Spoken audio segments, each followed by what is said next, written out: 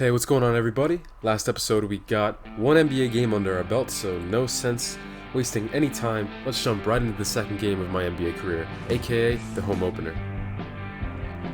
20,000 here in attendance at the Smoothie King Center, plus however many million are watching from home, watching me charge from the gate. Definitely a different experience from college. Welcome back to the newest installment of the Road to NBA 2K19 series here. This is episode 25. And in this game, we're going to be talking a lot about the ups and downs of the NBA life. Just trying to get situated down here in New Orleans because, honestly, after I went second round, it's been a little bit trouble adjusting to the NBA life. What I'm trying to say is, even though I haven't had a lot of time here at the NBA level, there's definitely been a roller coaster ride, a lot of ups and downs, a lot of fun, definitely, that's been had so far. And here in the Kings game, I get subbed in about close to 4 minutes into the ball game. We found ourselves up one possession here as Belicia tries to turn around on Julius Randle. We get a stop on our first possession as I'm on the court. And then up on the other side of the floor, Etuan Moore hits Anthony Davis. Definitely a good start as Anthony Davis puts in the and one. We got one game down, 81 more games to go if we want to go 82-0, right? That's the mindset you gotta have. Here we do a high pick roll with Anthony Davis and I'm open, but that one will rim out. Honestly, my offensive game has been a little bit concerning, especially my jump shooting here early on in my NBA career. But in this game, I can't be worried about offense so much. I gotta be worried about containing De'Aaron Fox. This guy's like a water bug trying to guard him. He's just so quick, and his lateral movement, especially with the ball in his hands, is just so lightning quick. But immediately, I push the ball up the floor. Anthony Davis knocks down that three. 19 points and 17 rebounds in the win against Houston on opening night. Belicia missing the free throw, and you guys know the best time to run in 2K and one of the best times in basketball to run is off of missed free throw. We can't get anything off of the first fast break, but off the secondary fast break, I take it isolation. Yogi Ferrell fouls me, and I'm going to the line. And you guys will see, if there's one thing I'm doing well so far in my NBA career, it's definitely drawing free throws. My jump shot's been kind of rough so far early on, but unfortunately, I missed my only free throw opportunity in that Rockets game, I should say, and I missed this one as well. I shot mid-80s from the free throw line at my UT days, and as you can see, another one rims out. 0 of 3 to start my NBA career. It's tough to watch such an important part of my game at UT, my free throw shooting, become so dismal here at the NBA level. But look at that cut by Julius Randle on the fast break. I had him for a second. He couldn't get the shot up, but he gives it back to me, and I get a step on De'Aaron Fox as he was too late closing out, as he was also helping out on not Drew Holiday, Julius Randle underneath. You know what that means? More free throws. Can I finally knock down the first free throw in my NBA career? I didn't think it'd take this long, but yes, that one does go. I get a large amount of clapping and applause from these fans as I go 2 from 2, surprisingly. Now here's Harrison Barnes underneath. Good defense by Randall once again. Him and Anthony Davis have been a dynamic duo. And speaking of Anthony Davis, I find him on the break, and that's about as easy an assist you'll get here at the NBA level as he puts that mid-range in. High pick roll, a little awkward between Julius Randle and I, but he still gets a step on Belicia, as Nemanja Belicia is not the greatest defender. And a timeout would ensue. 13-point game whenever I check out with 2 minutes left, and then the last 120 seconds here in the half. If you guys thought we were doing well with me on the court, that 13-point lead jumps to a 20-point lead with me off the floor. So we're going into the half with a very stellar lead right here, 67-47 here. Beat the Rockets pretty good, a team that made the Western Conference Finals last year. And now we are defeating the Sacramento Kings by 20 at the half, a team that a lot of people were pretty high on coming into this season. But unfortunately, no minutes for me in the second half. Surprisingly, I thought I'd at least get something, considering we won by almost 30 points, and I figured I'd get some garbage time or something, right? But it's all good, a win's a win, and as you can see at the top, Anthony Davis and Julius Randle combining for over 60 points of our totals. Elfrid Payton had a pretty decent game, my matchup, my early rival, I guess you could say, and this was a really tough one for me. No field goals, no steals, 4 assists. I did chip in a couple of nice dimes, but my only points on the stat sheet came from the charity stripe, and I shot 2 of 4 overall. And that in turn means I'm having rough field goal percentages at around 28% and free throw line percentages at about 40% through my first 2 games. The only part of my game translating to the NBA level is just my playmaking right now, so I need to improve my other aspects of the game. Donovan Gray lighting the world on fire, 26 points, 15 rebounds in the first couple games. Faran's doing fairly well, getting back from that meniscus surgery that he had last year, cutting his rookie year short. And Sean averaging around 13, 8 rebounds, 5 assists, marking up in every category, and that's just his play style right there, man. He's a very all-around player. He's known for his offense and his scoring, but he does play both sides of the ball, and that's something he doesn't get enough credit for. Now, moving on, we aren't going to go 82-0 this year. We dropped 2 straight, one to the Clippers, one to the Brooklyn Nets. We let LAC put up almost 150 points on us. So we're going to try to get back on track here against the Jazz back at home once again. Our last home game at the end of this long homestand before we go back on the road. So we as a team trying to get back on track want to end this losing streak right now. And I also want to get back on track personally. But we aren't doing too good of a job so far of that, as we're already down big against the Jazz. But I get a steal immediately on Donovan Mitchell. Up the floor, nobody stops the ball. Just like my days at UT. Stop and pop on that fast break. I've been working on that pull-up J this offseason, and it seems to be working out so far. Now we're down by 13 as I drive, and I try a floater. I've been working on that one as well this offseason, but it rims out. Additional goal whenever I got checked into the game is to try to cut this lead under 10 points before the end of the first half, as plays like this will be a big reason why that could happen. Jahlil Okafor on one end, good offense, or good defense leading to good offense, I should say. A thunderous block leading to a thunderous jam, and with a basket we could cut it under 10. Inside to check Diallo as the pick and roll works very well. Now it's a 25-16 game, and at the end of the first quarter I did get the lead under to 10 points. On this possession, of course, we leave one of the best 3-point shooters of all time wide open. Kyle Korver makes us pay.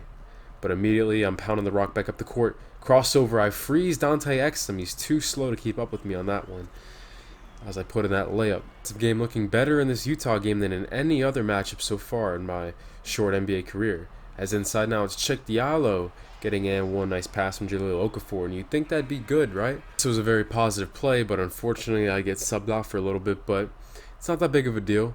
The lead is still under 10, and not much time has relapsed since I've been subbed out.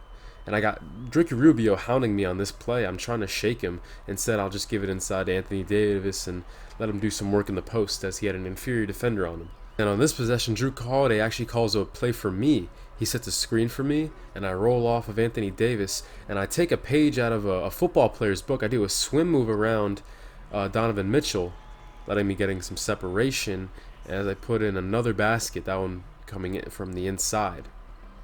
47-42. We're competing with Utah in the second half as another steal. I force one, and I go all the way. Not only do I get the layup, I get the and one as well. Joe Ingles hitting me on that layup, but I still fight through the contact. That was one of the positives that many scouts saw in me. At UT, I had a lot of and ones despite my skinny and wiry frame, as I only stand about 6 feet, a little under 180 pounds. But despite that, I'm still very good fighting through contact, and I proved that right there, as this is my first NBA game that I have more than 10 points, and I've done it in one half as well. So very impressive, and I'm happy to just make a contribution as we're trying to stay in this Utah Jazz game. As you see me right there, forcing Ricky Rubio to go backcourt, just like my days at UT whenever I was a freshman coming up, and I was coming off the bench, just trying to do little things on both sides of the court to try to add more minutes and work my way into the rotation. And another positive play there, bounce pass to Jahlil Okafor on the baseline as my roommate gets that one to fall. Donovan Mitchell's half-court shot almost goes, but at the end of the first half, we'd be down by only 2, but I get subbed out. About halfway through the third, I'd come back in. Big shot by Drew Holiday. As you can see in this episode, he actually kept us in these games. Donovan Mitchell missing the open mid-range shot. I'm surprised he missed that. Coming up the floor is the offense. As inside, it goes into Darius Miller, as it's really a team effort trying to keep us in this game. But unfortunately, the Jazz would make more of a focal point to wire in on me and try to stop me from making an impact, because I already had double-digit point totals in the first half. So I would not score in any of the second half. The 6 minutes I played in the third quarter, I did not score. Unfortunately, I couldn't make much of an impact, and that probably was one of the reasons that led us to this 7-point loss. So we drop another one here against the Jazz. My best game so far as an NBA player. I recorded my first steal, my first 10-point performance. I was one of the main reasons why we held up with the Jazz today. So even though we could not get that win and that 3-game skid now at this point, we lost 3 in a row, still a lot of good things to take away. And hey, I also outplayed Elfrid Payton as well, as he shot 0 of 6 from the field. Moving on, we faced the 0-4 Nuggets, and unfortunately another 30-point loss. Decent game for me though, 6-2-2. Unfortunately though, I was pretty much invisible in this Golden State game, and we barely lose to them. So now it's 5 straight, actually, I should say, that we've lost now. So somehow, someway, we got to find a way to end this skid. As you can see, my numbers looking a little bit more respectable, and guess who we're gonna have to try to stop our 5-game losing streak to?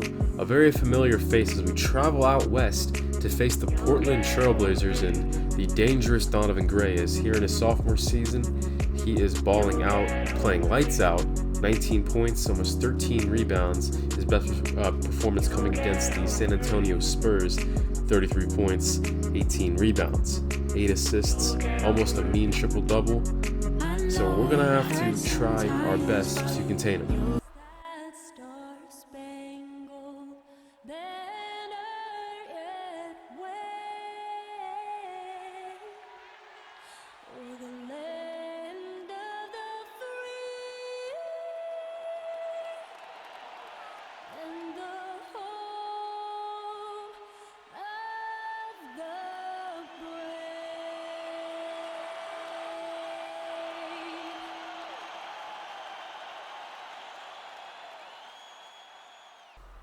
That Star Spangled Banner definitely got the juices flowing, definitely got the veins running now. I never got to match up against Donovan in our college careers. Yes, he was playing at NC State, where he has some family going.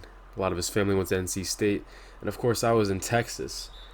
Different conferences, different sides of the NCAA tournament. It just never matched up. It was just never meant to be. So now, for the first time since high school, we're going to be sharing the same court with Donovan. And hopefully Faran soon, as I want to show every game that I play against a former friend here in my rookie season, and hopefully the season's coming along. As so far it's a shootout here in Portland, as plenty of scoring here early on, as I soar up and get a rebound over Donovan here early.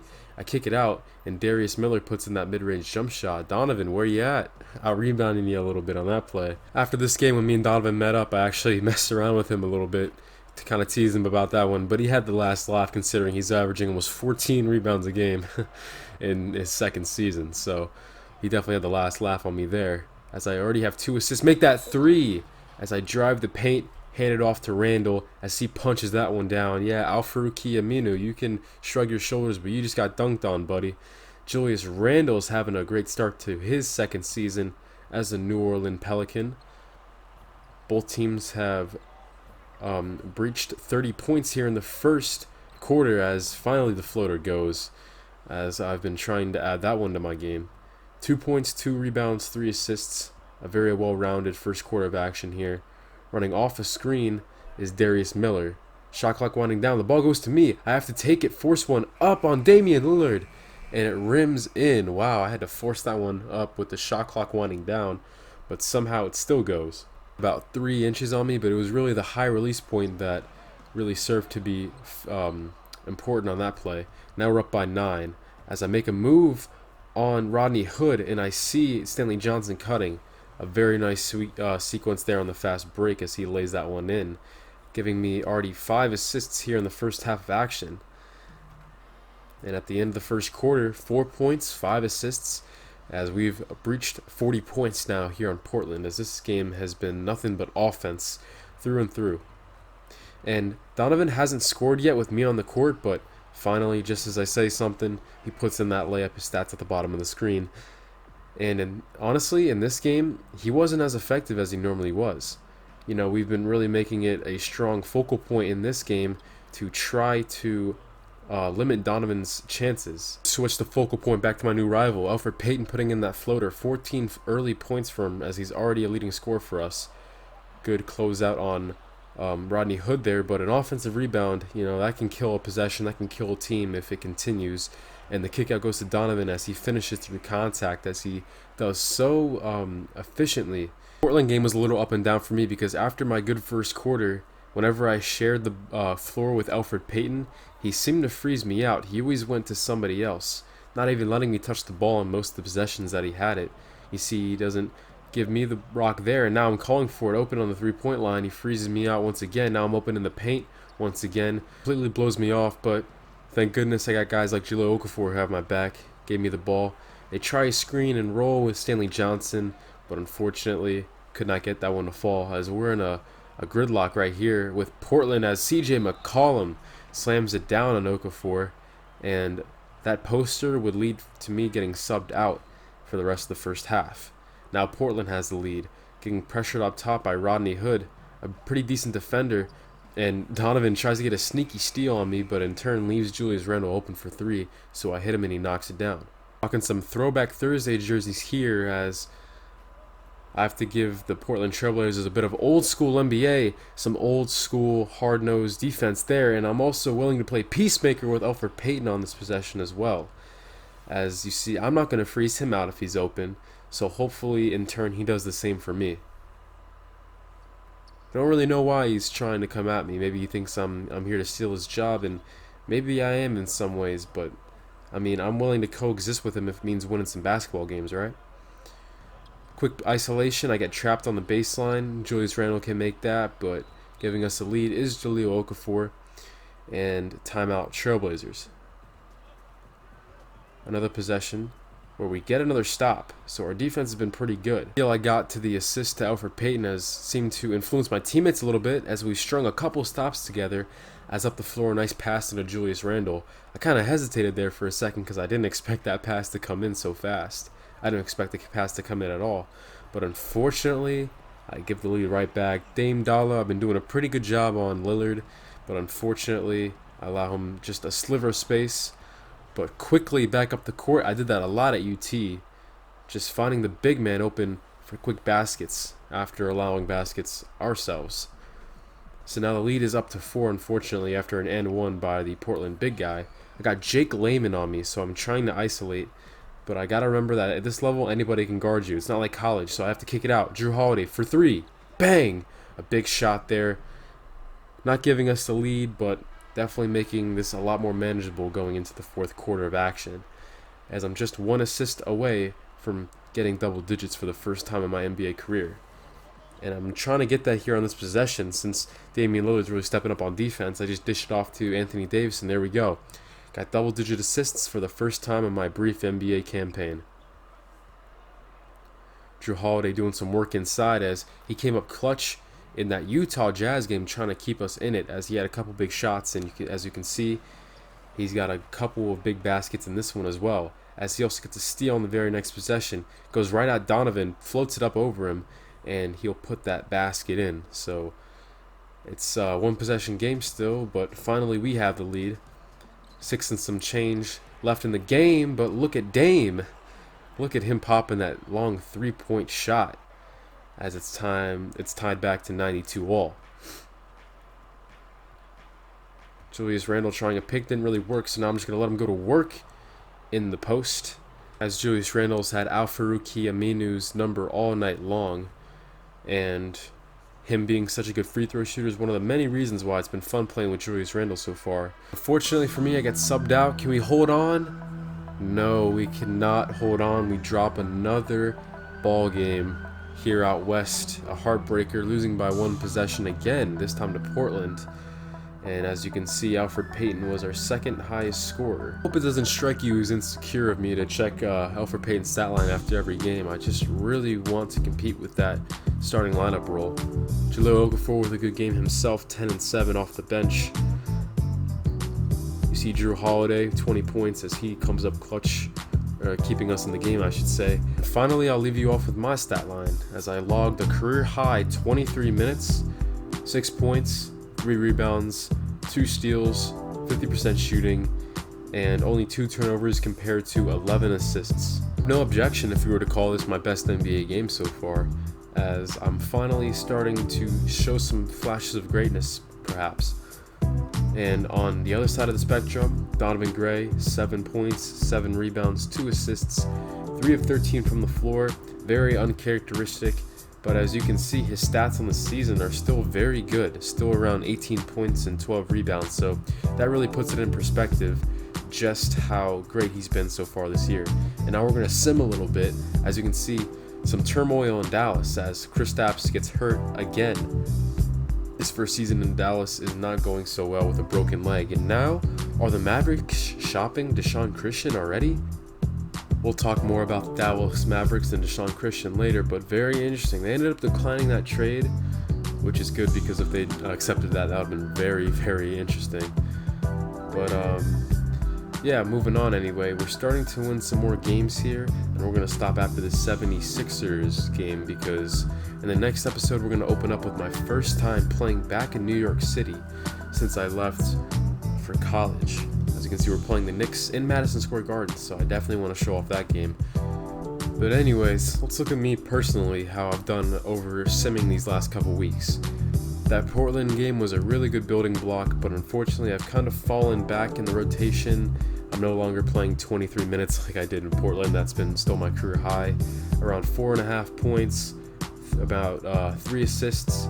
My steals are going up. My percentages are respectable, around 45% field goal shooting. I definitely want to get my free throws better, as 70% for a guard is just unacceptable. I'm trying to get around 80%, so I got to continue to make them consistently. Donovan Gray, once again, just definitely shows you how great he's been so far. Despite that 7.7 rebound performance against us, he's still averaging 18 and 11 overall, 4 assists, 1 block, 1 steal. And as you can see here, these last couple weeks have been kind of rough for me. A couple scoreless games, a couple assistless games, a lot of stealless games. I want to get better on the defensive side of the floor. It's not really my on-ball defense. It's been playing good on-ball defense, you know, just not letting guys score. But I want to be more consistent and more active in the passing lanes, just like my friend Faran would be, as he's very active in the passing lanes. 15 points, 5 assists, 5 rebounds, a steal, 2 turnovers a game, and he's shooting very well from the 3-point line. And then some breaking news in the NBA. This is Dwayne Wade's last year. He's going to finish off his career with the Heat.